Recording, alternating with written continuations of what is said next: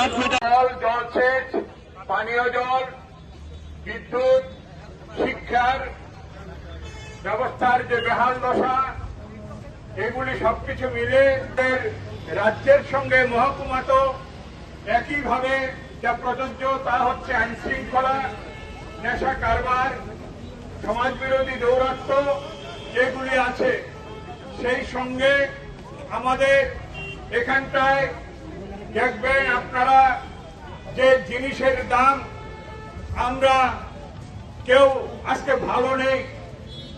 সারা দেশে জিনিসের অস্বাভাবিক মূল্য বৃদ্ধি, সেই সঙ্গে পেট্রোল, ডিজেলের, গ্যাসের অস্বাভাবিক মূল্য বৃদ্ধি, সব মিলে মানুষের নাভিশ্বাস।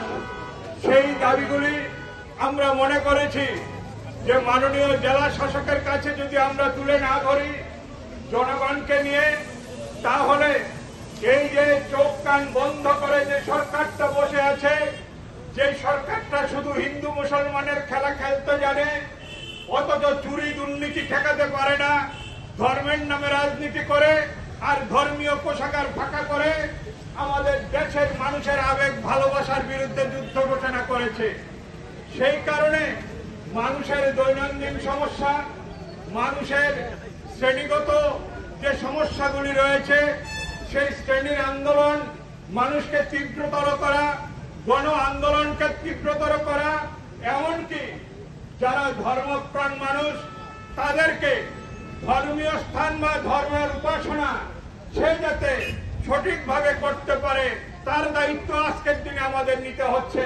কারণ তারা ধর্মের নামে এগুলি বুজরুকি এবং পাটপাড়ি খেলায় নেমেছে। সেই কারণে রাম মন্দিরের টাকা হাফিজ হয়, সেই কারণে অন্যান্য মন্দিরের টাকা হাফিজ হয়। এগুলি নিয়ে আমরা মনে করেছি আপনাদেরকে সঙ্গে রেখে মাননীয় জেলা শাসকের কাছে আমরা প্রতিনিধি সেখানটায় যাব।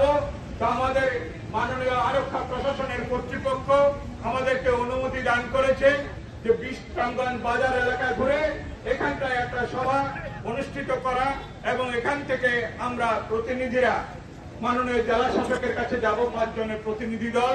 তো এই সভাটার কাজ চলতে থাকবে।